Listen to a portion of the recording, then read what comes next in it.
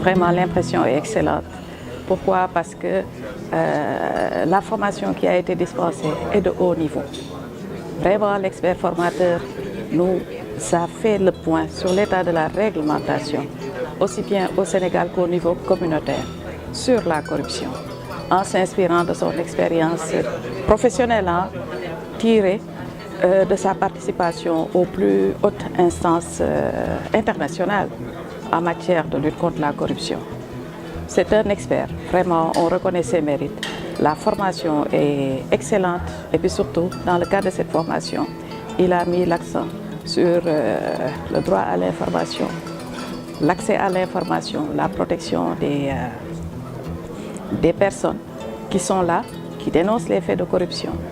Mais également, il nous a parlé de beaucoup d'éléments importants. L'impact de la formation de manière générale, moi je pense que le public cible sortira de cette formation avec des connaissances beaucoup plus approfondies sur ce qu'est la corruption, la notion de corruption, comment elle se manifeste, comment les détecter, comment lutter contre la corruption. Connaissances approfondies dans le domaine de la corruption.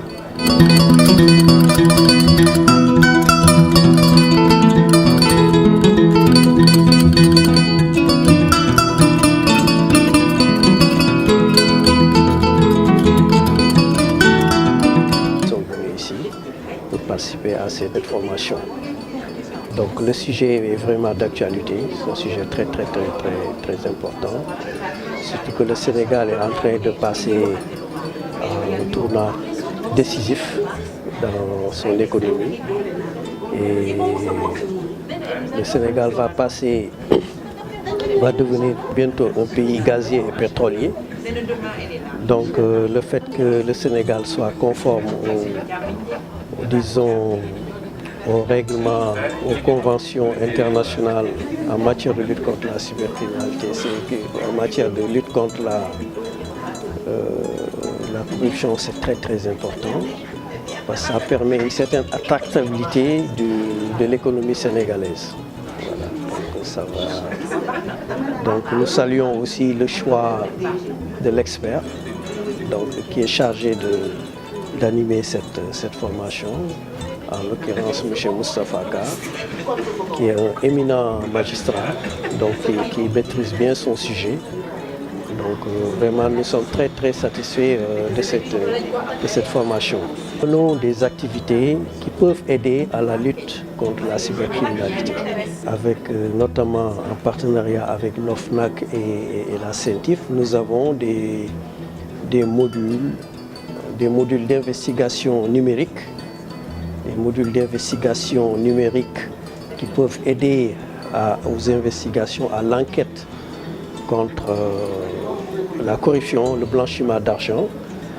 Donc nous avons mené énormément d'activités aussi dans le cadre de la lutte contre le financement du terrorisme, le financement, disons, dans le cadre du blanchiment d'argent issu de la corruption et issu de différents trafics, donc à travers les monnaies virtuelles. Donc l'École nationale de cybersécurité aussi a son rôle à jouer dans la lutte contre la corruption.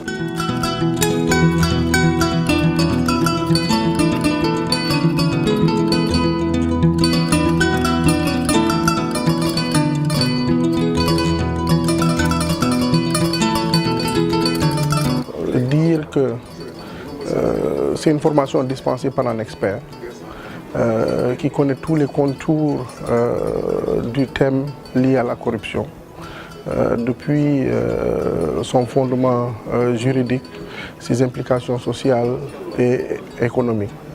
Et nous avons eu l'occasion au cours de ce séminaire d'aborder différentes problématiques liées à la corruption.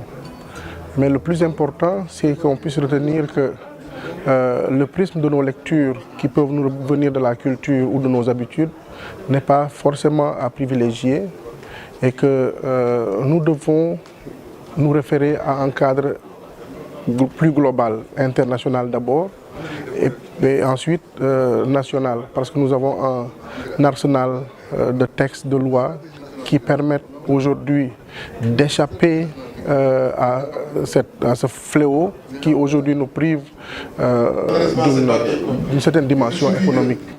Alors cette formation nous a donné les outils pour apprécier davantage la portée du phénomène dans nos économies, mais aussi quels sont les outils à la fois juridiques pour lutter contre la corruption sous toutes ses formes.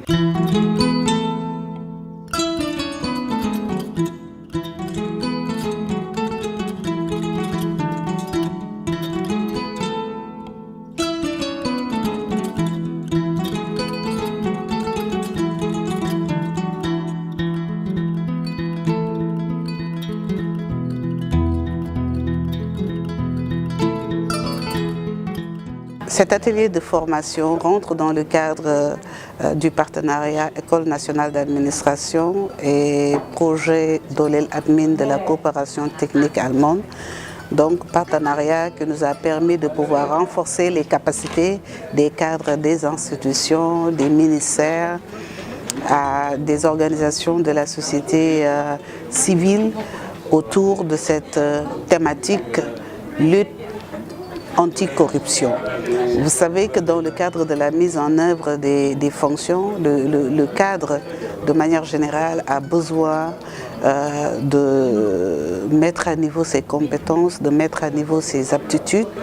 Et lorsqu'on évoque la thématique de la corruption, avec tous ces changements au niveau international, au niveau sous-régional et aussi au niveau national, il est bon de pouvoir capaciter les acteurs et les actrices autour des changements, parce que vous savez que la corruption, c'est des procédures, c'est des organes, c'est des instruments, c'est des outils. Et il est important de pouvoir mettre à niveau l'ensemble des parties prenantes sur ces évolutions, évidemment en tenant en compte le cadre juridico-institutionnel. Donc ça a été un moment fort d'apprentissage qui a permis à l'ensemble des participants de pouvoir échanger autour d'expériences et de pratiques aussi novatrices. Donc je pense qu'aujourd'hui, l'École nationale d'administration a pu créer une très belle plateforme d'échange, d'expérience sur ce qu'il ne faut pas faire pour pouvoir préserver davantage les deniers publics.